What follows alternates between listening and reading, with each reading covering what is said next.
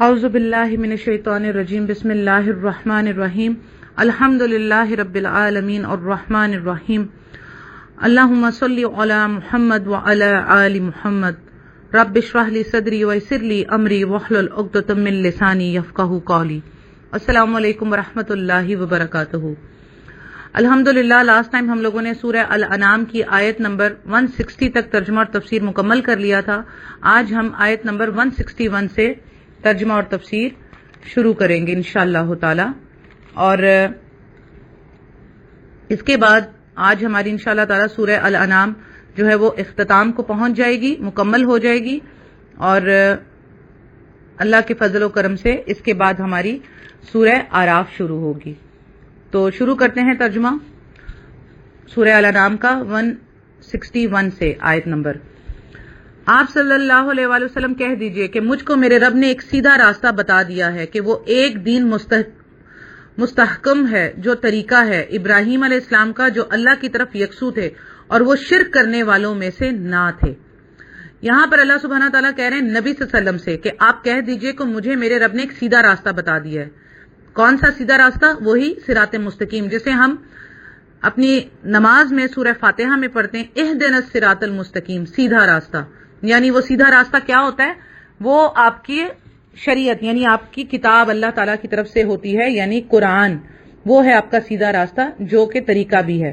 اور حضرت ابراہیم علیہ السلام کا بھی، جو اللہ کی طرف یکسو تھے، یعنی وہ اللہ ہی کی طرف تھے اور کہیں نہیں تھے، اور وہ شرک کرنے والوں میں سے نہ تھے، کیونکہ یہودوں اور نصارہ جو ہے وہ اون کرتے تھے حضرت ابراہیم علیہ السلام کو کہ وہ ہمارے جو ہے باپ داداؤں میں سے ہیں اور ہم انہی میں سے ہیں، جبکہ حضرت ابراہیم علیہ السلام مشرک نہیں تھے۔ انہوں نے کبھی اللہ کا کوئی بیٹا تجویز نہیں کیا تھا اور نہ ہی کوئی اور معاملہ تجویز کیا تھا، وہ صرف اور صرف ایک رب کے تھے۔ اسی لیے نبی صلی اللہ علیہ وسلم سے کہا جا رہا ہے کہ آپ بھی اسی طرح سیدھا راستہ اختیار کریں، اور یعنی کہ امت کو اس کی وجہ سے، اس توسط سے حکم دیا جا رہا ہے کہ نبی صلی اللہ علیہ وسلم کا اور تمام پیغمبروں کا ایک ہی سیدھا راستہ تھا، جو کہ ہمیشہ سے ہی اسلام رہا ہے۔ اور حضرت ابراہیم علیہ السلام کا راستہ بھی یہی صراط مستقیم تھا، سیدھا اللہ کی طرف جاتا تھا، اور وہ شرک کرنے والوں میں سے نہ تھے۔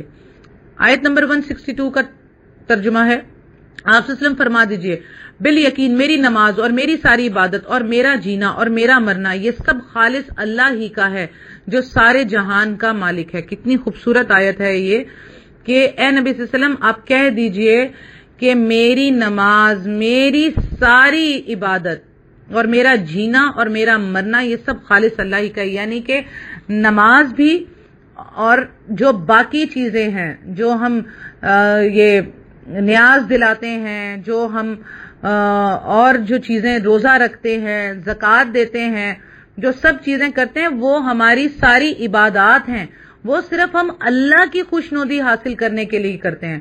ہم زکوٰۃ دیتے ہیں، اگر ہم یہ سوچ کے دیں جی لوگ کہیں گے جی کتنا مال خرچ کرتا ہے اللہ کی راہ میں، اور صدقہ خیرات کریں زیادہ لوگوں کو دکھانے کے لیے، قربانی کے عید پر جو ہے ہم وہ بڑے سے بڑے جانور زیادہ سے زیادہ قربان کریں کہ لوگ کہیں گے کیا اللہ کی راہ میں، تو یہ سارا شرک ہو جاتا ہے، کیونکہ یہ سب کام اللہ کی عبادت ہیں۔ تو اللہ کے لیے قربانی کرنا، نیاز دلانا، کھانا کھلانا، پانی پلانا، یہ ساری کی ساری چیزیں اللہ کی عبادت ہیں۔ دعا کرنا، اس لیے دعا اللہ کے علاوہ اگر کسی اور سے کی جائے تو وہ شرک ہے، یعنی کیونکہ دعا کرنا عبادت ہے، اور دعا سوائے اللہ کے کسی اور سے نہیں کی جا سکتی۔ وسیلہ اللہ ہی کو بنانا ہے، اللہ اپنے نیک اعمال کو بنا سکتے ہیں، حدیث میں ہے آپ کسی نیک شخص سے دعا کروا سکتے ہیں، ٹھیک ہے، اللہ کے ناموں کا وسیلہ ہی اللہ کو دے سکتے ہیں۔ تو وسیلہ کیا ہے؟ اپنے نیک اعمال کا، کسی زندہ شخص سے دعا کروانے کا، یعنی دعا بھی ایک وسیلہ ہے، اور اللہ کو اللہ کے ناموں کا ہی وسیلہ دینا۔ تو یہ ساری چیزیں عبادت ہیں، یہ صرف اللہ کے لیے ہی مخصوص ہیں، اس کے علاوہ کسی اور، کیونکہ آپ اپنے نیک اعمال کو جب وسیلہ بناتے ہیں تو وہ آپ کا اپنا نیک عمل ہوتا ہے جو آپ نے اللہ کے لیے کیا ہوتا ہے، اللہ کی خوشنودی کے لیے کیا ہوتا ہے۔ اس پر بڑی طویل حدیث ہے، واقعہ ہے غار والوں کا، جو 3 لوگ غار میں بند ہو جاتے ہیں اور وہ پھر باری باری اپنے اپنے نیک اعمال کا وسیلہ دیتے ہیں، اور پھر وہ غار کے منہ سے پتھر ہٹ جاتا ہے۔ تو یہ ساری عبادت کی شکلیں ہیں، اور یہ صرف ایک ہی رب کے لیے ہیں، ٹھیک ہے، اور جینا اور مرنا دونوں اللہ ہی کے لیے ہیں۔ جی رہے ہیں جب تک تب بھی اللہ ہی کے لیے، اور مرنا ہے تو بھی اللہ ہی کے لیے. یعنی اللہ، جیسے ہم کہتے ہیں انا للہ و انا الیہ راجعون، کہ ہم اللہ ہی کا مال ہیں اور اللہ ہی کی طرف واپس لوٹ کر جانے والے ہیں. لیکن جب بدعت کرتے ہیں، او ہو لوگ کیا کہیں گے؟ ارے لوگ جب ہم مر جائیں گے تو صرف اتنا ہی کہیں گے انا للہ و انا الیہ راجعون، اللہ کا مال تھا، اللہ کے پاس چلے گئے. تو اس لیے اپنا جینا مرنا جو ہے وہ سب کا سب اللہ ہی کے لیے. جیسے ہم سو کر اٹھتے ہیں تو کیا دعا پڑھتے ہیں؟ الحمدللہ الذی احیانا بعد ما اماتنا والیہ النشور، کہ تمام تعریفیں اللہ سبحانہ تعالیٰ کے لیے جس نے مجھے موت دینے کے بعد دوبارہ زندگی بخشی اور ہمیں سب کو اسی کی طرف لوٹ کر جانا ہے. ٹھیک ہے، تو ہمارا جینا، ہم جب سوتے ہیں تو مر جاتے ہیں، اٹھتے ہیں تو جیتے ہیں. تو یہ جینا مرنا اللہ کے لیے، اور حقیقتاً بھی جینا، زندگی کا جینا یہ بھی اللہ کے لیے ہونا چاہیے، اور مرنا بھی ہم نے اللہ کے لیے ہے. یعنی کہ یہ دعا ہمیشہ کریں. یہ نبی صلی اللہ علیہ وسلم کی دعا تھی کہ شہادت کی موت مانگیں. شہادت کی کئی شکلیں ہیں، 5 قسمیں نبی صلی اللہ علیہ وسلم نے حدیث میں بتائی ہیں. دب کر مرنا جو ہے، ڈوب کر مرنا، اور طاعون کی بیماری سے مرنا. ٹھیک ہے، تو یہ بہت ساری شکلیں ہیں. تو ہمیشہ شہادت کی موت مانگی جائے. آیت نمبر 163 کا ترجمہ ہے، اس کا کوئی شریک نہیں اور مجھ کو اسی کا حکم ہوا ہے اور میں سب ماننے والوں میں سے پہلا ہوں. یہ کیا کہا جا رہا ہے؟ اللہ تعالیٰ نبی صلی اللہ علیہ وسلم سے کہہ رہے ہیں کہ آپ کہہ دیجئے گا اس کا کوئی شریک نہیں ہے اور مجھ کو اسی کا حکم ہوا ہے اور میں سب ماننے والوں میں سے پہلا ہوں. یعنی کہ وَأَنَا أَوَّلُ الْمُسْلِمِينَ، میں سب سے پہلا مسلم ہوں، یعنی کہ سب سے پہلا فرما بردار ہوں. ٹھیک ہے، تو یہاں پر اللہ سبحانہ تعالیٰ نے اپنے آخری پیغمبر حضرت محمد صلی اللہ علیہ وآلہ وسلم کی زبان مبارک سے کہلوایا کہ مجھے اسی کا حکم دیا گیا اور میں سب ماننے والوں میں سے پہلا ہوں. اور دوسرے مقام پر اللہ تعالیٰ نے قرآن میں فرمایا کہ ہم نے آپ سے پہلے جتنے انبیاء بھیجے سب کو یہی وحی کی کہ میرے سوا کوئی معبود نہیں، بس تم میری عبادت کرو، سورہ انبیاء میں. اور یہی بات حضرت نوح علیہ السلام نے بھی کہی، ہم قرآن میں آگے پڑھیں گے کہ سورہ یونس میں، کہ یہی فرمایا اللہ سبحانہ تعالیٰ سے، یہی کہا کہ میں سب سے پہلے مسلمانوں میں سے ہوں. اور حضرت ابراہیم علیہ السلام کے بارے میں بھی آتا ہے کہ جب اللہ تعالیٰ نے کہا کہ فرما بردار ہو جا، تو انہوں نے فرمایا کہ میں رب العالمین کے لیے مسلمان یعنی فرما بردار ہو گیا. سورہ بقرہ میں بھی ہم نے پڑھا. اور حضرت ابراہیم علیہ السلام اور یعقوب علیہ السلام نے اپنی اولاد کو وصیت کے طور پر وصیت فرمائی، جو کہ ہم سورہ بقرہ میں پڑھ چکے ہیں، کہ تمہیں موت اسلام پر آنی چاہیے. اسی طرح حضرت یوسف علیہ السلام نے بھی دعا فرمائی کہ مجھے اسلام کی حالت میں دنیا سے اٹھانا. اسی طرح حضرت موسیٰ علیہ السلام نے بھی اپنی قوم سے کہا کہ اگر تم مسلمان ہو تو اللہ ہی پر بھروسہ کرو. اسی طرح حضرت عیسیٰ علیہ السلام کے حواریوں نے کہا کہ ہم جو ہیں ہم گواہی دیتے ہیں کہ ہم مسلمان ہیں، فرما بردار ہیں. تو اسی طرح اور بھی تمام انبیاء اور ان کے مخلص پیروکاروں نے اسی اسلام کو اپنایا جس میں توحید ہے اور اسی کو بنیادی حیثیت حاصل ہے.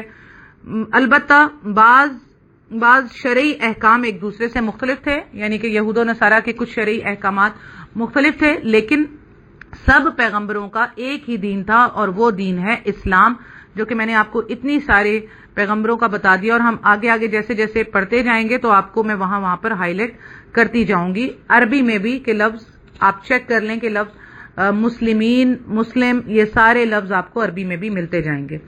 آیت نمبر 164 کا ترجمہ ہے، آپ صلی اللہ علیہ وسلم فرما دیجئے کیا میں اللہ کے سوا کسی اور کو رب بنانے کے لیے تلاش کروں، حالانکہ وہ مالک ہے ہر چیز کا، اور جو شخص بھی کوئی عمل کرتا ہے وہ اسی پر رہتا ہے اور کوئی دوسرے کا بوجھ نہ اٹھائے گا. پھر تم سب کو اپنے رب کے پاس جانا ہوگا، پھر وہ تم کو جتلائے گا جس چیز میں تم اختلاف کرتے تھے. یہاں رب سے مراد وہی اللہ ماننا ہے جس کا انکار جو ہے مشرکین مکہ کرتے تھے، اور وہ اللہ کی ربوبیت کا تو انکار نہیں کرتے تھے، اس کا وہ ربوبیت کو مانتے تھے کہ رب ہے، لیکن وہ اس میں کسی کو ربوبیت میں کسی کو شریک نہیں مانتے تھے. یعنی کہتے تھے ہاں وہ رب ہے، وہ ہے ایک ہی رب ہے، لیکن اس کی الواحیت میں شریک ٹھہراتے تھے، یعنی اللہ کے ساتھ دوسرے لوگوں کو، جو اللہ کے نیک بندے تھے، ان کو بھی حقدار شریک ٹھہراتے تھے کہ وہ اللہ کے ساتھ جا کر ہمارا جو ہے وسیلہ بنیں گے اور ہماری دعاؤں کو سنیں گے اور ہمارے معاملوں کو جو ہے پیش کریں گے اللہ کے سامنے، تو ان کو اللہ تعالیٰ جو ہے وہ ٹالے گا نہیں. تو وہ ضروری ہیں ہمارے لیے، جیسے کہ وہ ایک اللہ کو مانتے تھے، اللہ کا انکار نہیں کرتے تھے، ان کو معلوم تھا کہ ایک ہی رب ہے جو سب سے بڑا ہے، وہ اوپر ہے، لیکن اس کے بعد جو باقی ہیں وہ کم درجے کے ہیں، لیکن وہ ضروری ہیں ہمارا پیغام پہنچانے کے لیے اللہ تعالیٰ کے پاس. تو وہ ان کو جو ہے اپنے، جیسے سمجھ لیں کہ ایک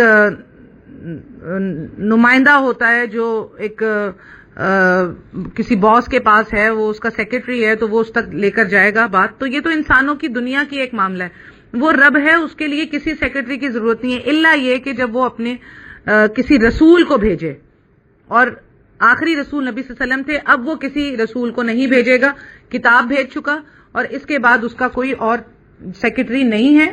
آج اس کا سیکرٹری قرآن کی شکل میں جو نبی صلی اللہ علیہ وسلم پر نازل فرما دیا قرآن ہے، تو یہی ہے جس کے ذریعے سے ہم اپنے رب تک جا سکتے ہیں، صراط مستقیم کا راستہ پکڑ سکتے ہیں.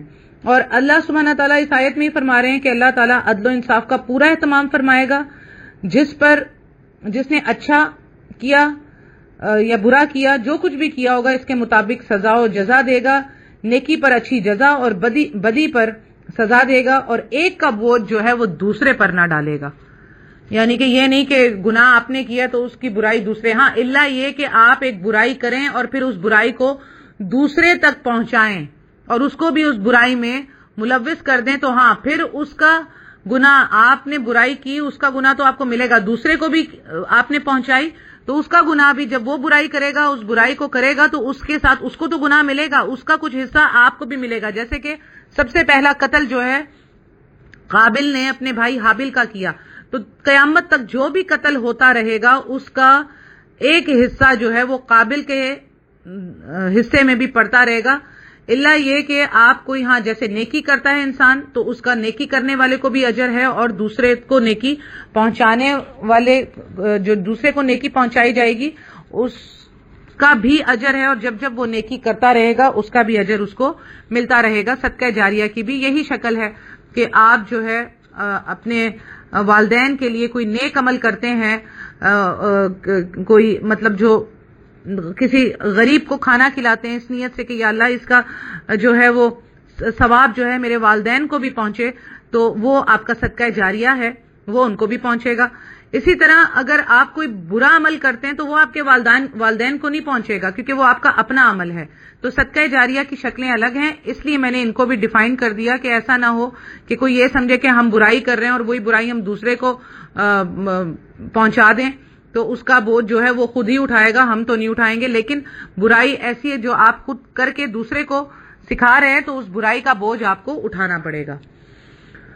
اللہ سبحانہ تعالیٰ فرما رہے ہیں کہ جن جن چیزوں میں تم اختلاف کرتے تھے جب اللہ کے ہاں جاؤ گے تو وہ تمہیں ان ساری چیزوں کو بتلا دے گا.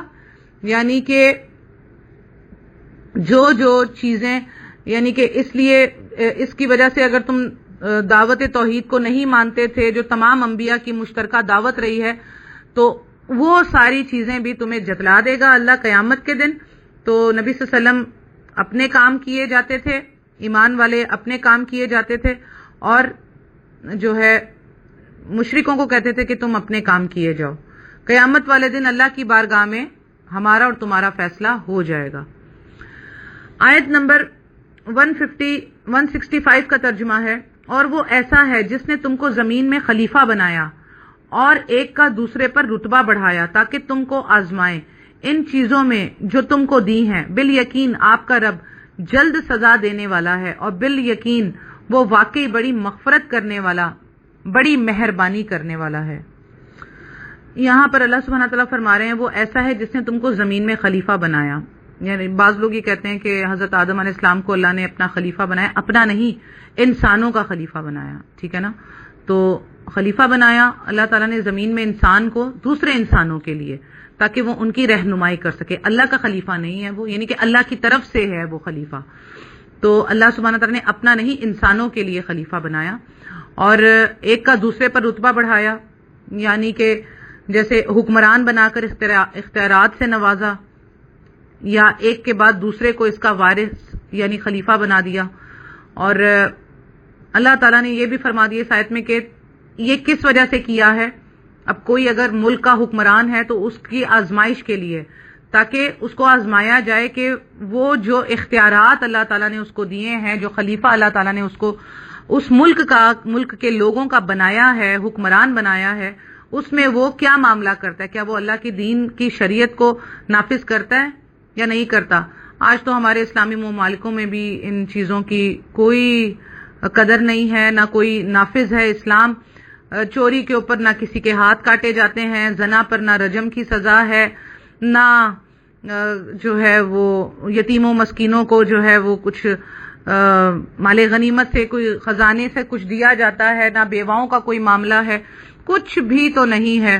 تو اللہ سبحانہ تعالیٰ نے خاص طور پر یہ بتا دیا کہ جس کو بھی اللہ تعالیٰ کوئی حکمرانی دیتا ہے تو وہ اس کو آزماتا ہے کہ وہ کیا کرتا ہے. سب سے پہلے تو حکمرانوں کو چاہیے کہ وہ اسلام کا جو ہے وہ اسلام کی شریعت نافذ کریں. ابھی تو عمران خان صاحب کی حکومت آ چکی ہے اور وہ کہتے ہیں کہ اسلامی ریاست بنائیں گے، تو میری دعا ہے کہ وہ جمعے کی چھٹی کو نافذ کریں. سب سے پہلے تو اسلامی مدینہ ریاست میں جمعے کی چھٹی ہوتی تھی اور جمعے کی چھٹی ہے ابھی بھی الحمدللہ. تو میری دعا ہے کہ عمران خان صاحب جو ہیں وہ جمعے کی چھٹی کو نافذ کریں اور شرعی جو قانون ہے وہ نافذ کریں، تاکہ جس آزمائش کے لیے اللہ تعالیٰ نے ان کو یہ رتبہ دیا ہے وہ اس میں پورے اتریں. میری دعا ہے، آمین ثم آمین. یا جو بھی ہمارے حکمران آئے اللہ تعالیٰ ان کو توفیق عطا فرمائے کہ وہ اسلام کا جو سارے معاملات ہیں شریعت کو نافذ کریں، تاکہ ہم بھی سکون میں ہوں اور وہ بھی قیامت کے دن اللہ تعالیٰ کو جواب دے سکیں. ہمارے لیے بھی زندگی آسان ہو جائے اور ان کے لیے بھی آسان ہو جائے، جو کہ اس وقت ایک بہت مشکل کام ہے، کیونکہ آج مسلمان جو ہیں وہ فرقوں میں بٹ گئے ہیں اور اسلام نافذ کیا جائے گا تو کون سے فرقے کا. اس لیے یہ ایک بہت بڑا چیلنج ہے. جو بھی اس چیز کو نافذ کرنے جائے گا تو اس کو بہت مشکلات، بہت مصیبتوں اور بڑی تکلیفوں کا سامنا کرنا پڑے گا، کیونکہ پھر شیعہ اسلام نافذ کیا جائے گا یا سنی اسلام نافذ کیا جائے گا، یہ پہلی مصلحت آئے گی. پھر اس کے بعد اگر سنی اسلام نافذ کیا جا رہا ہے تو اس میں پھر بریلوی ہے یا دیوبندیت ہے یا کون سا ہے، یا تو یہ اللہ سبحانہ تعالیٰ جو ہے ہمیں آسانی فرمائے ان چیزوں میں کہ ہم ان صرف اور صرف قرآن اور حدیث کے مطابق اسلام کو نافذ کریں، نہ کہ سنیت یا شیعت کو، کیونکہ یہ سنی شیعہ نہیں تھا، نہ صحابہ سنی تھے نہ شیعہ تھے. خود نبی صلی اللہ علیہ وسلم کون تھے؟ ایک مسلمان جو ہم قرآن میں پڑھ کے ابھی پچھلی آیت میں بھی پڑھ کے آ چکے ہیں، اور باقی سارے پیغمبروں کے بارے میں بھی آپ پڑھ لیں گے. اور ایک سورہ حج میں ایک آیت آئے گی جس میں آپ کو باقاعدہ یہ کہا جا رہا ہے کہ آپ اپنے نام کو بھی، اپنا نام بھی مسلم رکھیں. یہ جو آپ نے مسلکوں کے نام رکھے ہوئے نا، مسلمان ہونے کے ساتھ یہاں پہ بھی آپ شریک کر دیتے ہیں مسلمان کے ساتھ مسلک کو، نہیں، صرف اور صرف مسلمان رہنا ہے.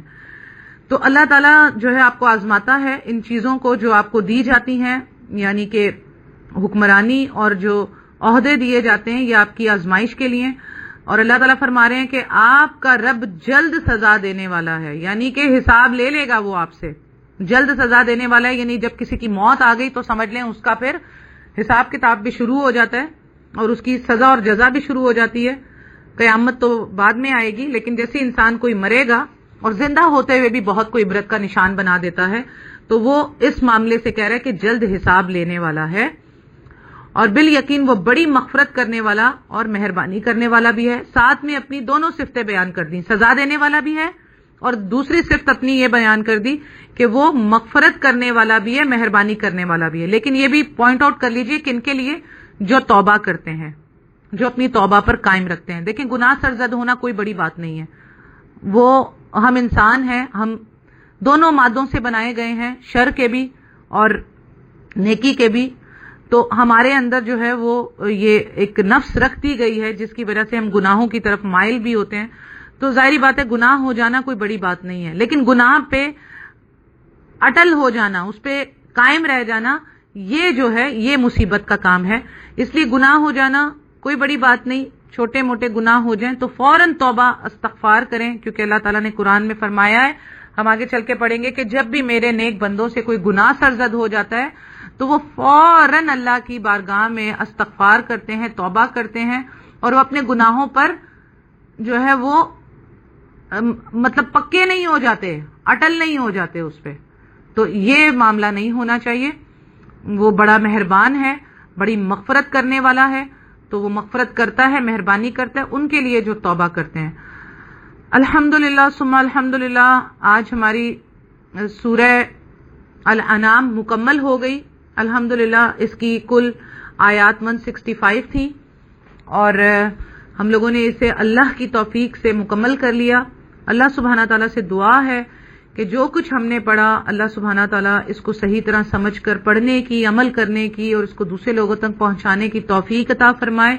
اور اللہ سبحانہ تعالیٰ سے دعا ہے کہ اللہ سبحانہ تعالیٰ ہمیں قرآن سے اور نبی صلی اللہ علیہ وسلم کی مستند صحیح احادیث سے ہدایت لینے والا بنائے، نہ کہ گمراہ ہو جانے والا. اور اللہ تعالیٰ اس ہدایت پر ہمیں قائم رکھے زندگی بھر، مرتے دم تک، قبر میں، میدان حشر میں، پل صراط سے گزرتے وقت، یہاں تک کہ ہم جنت الفردوس میں نہ داخل ہو جائیں. آمین ثم آمین یا رب العالمین. وآخر دعوانا ان الحمد للہ رب العالمین. السلام علیکم ورحمۃ اللہ.